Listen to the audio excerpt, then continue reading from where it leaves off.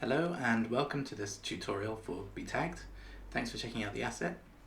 Okay, so after you've installed the package, you should see two example Unity files here. Now, because you might not have the entities package installed, that's why they're presented this way. So simply double click and expand for the example scenes that are appropriate. Today though, we're going to go through something different. So first things first is I've installed the 3D Game Kit character pack, which is a free asset available from Unity, and that's just so we have something interesting to look at in the scene. So I've popped her in the scene with the plane, with the light, with the camera, and I've got this GameObject here which has got nothing on it yet. So the first thing I'm going to do is I'm going to show you just a very standard script that you might set up.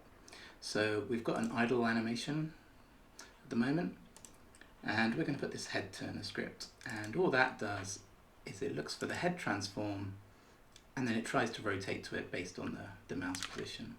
So let's just open up our hierarchy, find a head, pop it in there, and good to go. Now that's cool, that's a very standard Unity workflow. The problem is though, this becomes a bit fragile, having these references between different game objects in your hierarchy. If you were to instantiate this at runtime from a prefab, or perhaps this is coming from another scene or something like that, this becomes problematic. So we can do better than that. Let's create a tag for the head. So let's search for tag, add it, and currently it's untagged. We don't have any tags in our project yet, so let's go ahead and create one. Okay, so the first important thing to notice here is that the first part of the name before the slash is the name of the group, and then everything after that is the name of the tag. So for our purposes, we're going to say character parts head. Awesome. So that's gone ahead and generated this group and this asset. Now, at any time you can hover over the label and click it, and it will ping and show where that asset is. And you can also click this thing next to it and it will select it immediately for you. And I'll go through that in a second. So here's our list of tags. And the options we have here are we can rename it, we can duplicate it, we can delete it. And the similar thing for the group. We can add new entries or rename them, etc. So the last thing I'll mention about this process is, let's say we duplicated this and created a new one. You can actually create subcategories by putting another slash, like so. Then in the drop-down UI, you'll see that we can see these subcategories here. And you can rename them, you can add to just the subcategory, and you can delete the subcategory. So, deleted. Now, you may notice that when I just deleted that category, it just deleted it completely. And if you're thinking, well, what if I had things that were using that tag? That's a bit scary, and you'd be absolutely right. So what BTagged does is it looks for references in your project when you delete or when you go to the view that shows the references. As an example, this tag is currently used here for Ellen's head. So let's say that we went to delete that. We'll get this warning. So the head has 1 references in this project. Would you like to see them? So let's go ahead and click yes. And that's the same as selecting the asset here. And that shows all the places that this tag is used in your project. And here, if we hover over here, we can see it pings that head on the left there. And if we click it, we can select it. And sure enough, that's what we thought. We've used it here. So it will warn you if you're using it in any parts of your project, which is quite handy. It's pretty subtle, but you may notice there's this yellow color to the icon here. This is just that when you have various references and various links, it helps to sort of show where you've come from. So the next thing we need to do is go back to our head turner script, and instead of taking this transform, let's use a tag instead. Okay, so we've got this transform exposed here. I'm going to say public tag character head tag, let's say that. And then instead of exposing this, we're going to say if the head is null, then use our tag and get the component, the first component it finds for that tag that's of type transform. So a few things going on here. So first things first, we've exposed this tag. So let's check this out. Let's see it recompile. Now just by us having this tag written here and making sure that we declare this namespace, we automatically have this property drawer which just looks like our tag property drawer. And sure enough, in here is the one that we created earlier. So we're going to set that to her head. So now this script is referencing the same tag that this script is referencing. And what we do here is we say if the transform is null, let's just declare that to be extra clear, then try to find it. And the tag has got some extension methods. One of them is for finding the first component of a certain type. Another one is for finding the GameObject. And so assuming that that succeeds, everything else should just work because we have the same head transform that we did before. So fingers crossed, let's hit play. Awesome, so her head is moving to my mouse, which is great. So that is the most simple example of tagging something instead of using a direct reference or instead of using one of these tags. So the next thing I'll show you is what happens if we wanted to instantiate these at runtime now, if they were a prefab or something like that. So let's delete her out of the scene and let's add a spawner prefab. Okay, I'm going to find one of the prefabs I created earlier. Here we are. Spawn radius and spawn interval. I'm just going to set it to 0. I can show you this script, but it's very simple. If a certain amount of time has passed, it will instantiate another character. I'm going to make that instantiate one at the start.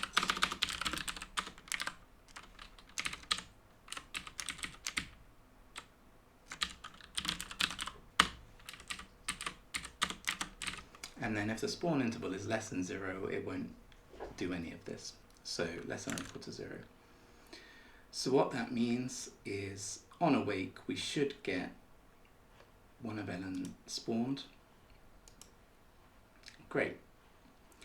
You'll notice that she's not automatically following the mouse cursor, and that's because in the prefab, we haven't set up the tag. So I'm going to go into the prefab, I'm going to find her head, which is easier said than done with such a big hierarchy. I'm going to add a tag, and I'm going to set it to be head. Cool. Fingers crossed now. Great. All our scripts are just working exactly how they should. There's no hard references to anything in the scene, and we're good to go. Alright, so that's fine if there's one tag that matches one game object in the scene, and that's similar to how this works, but obviously we want more flexibility than that.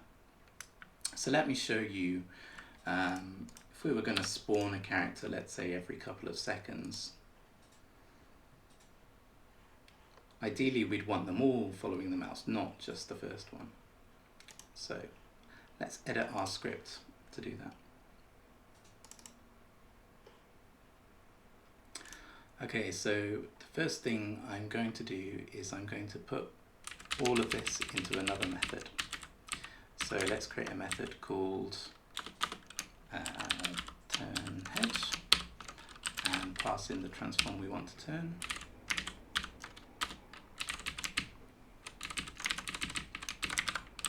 Great. The next thing I'm going to do is I'm going to add some listeners in awake.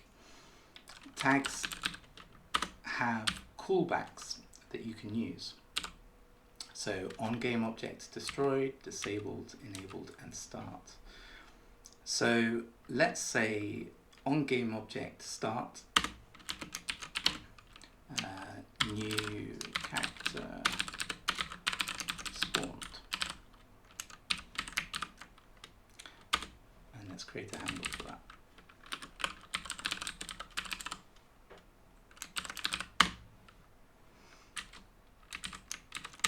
Okay, so hopefully it makes sense what's happening here.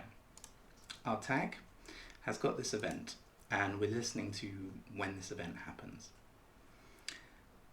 This event is fired every time a game object comes into the scene, i.e. is spawned or is instantiated, and it passes as an argument the object that was tagged.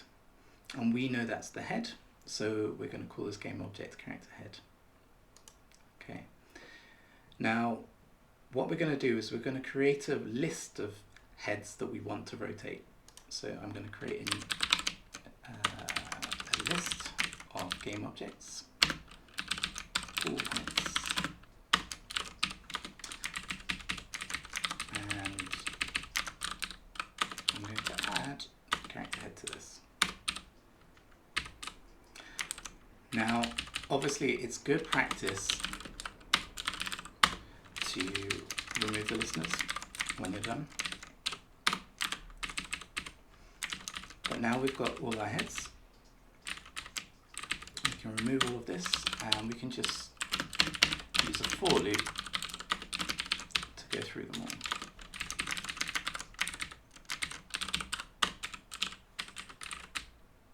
Alright, and let's just get rid of that. I don't think we need that anymore. And let's get the transform, because currently we're ending the game object of the head, and we wanted to pass a transform into this turn head. Alright, okay.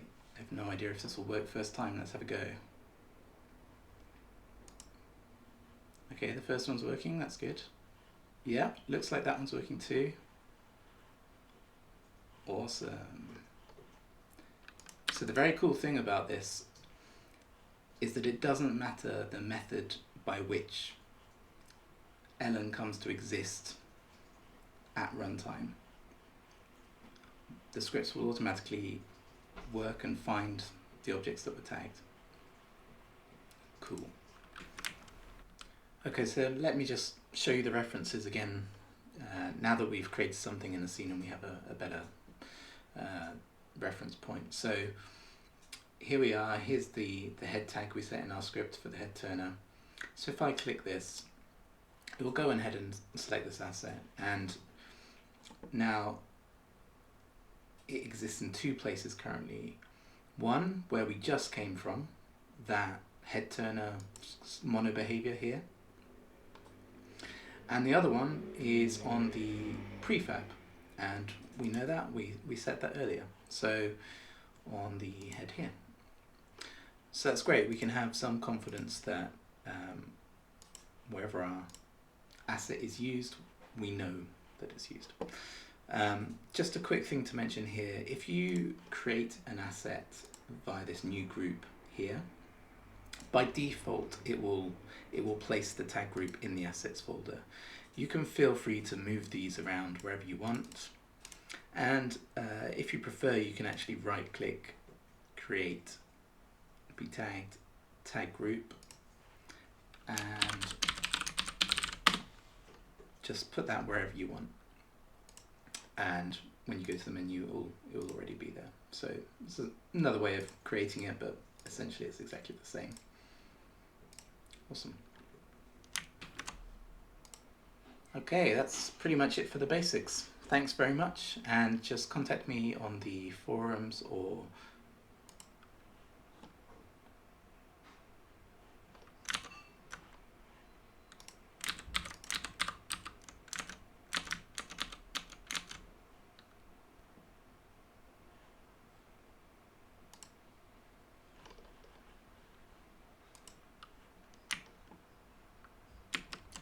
okay, so that's it for the basics.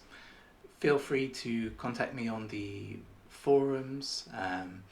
I've also got some documentation which goes through some more complex situations, and if you thought this was helpful, I might do another one on the entity conversions and potentially dealing with multiple tags and that kind of thing. All right, thanks very much.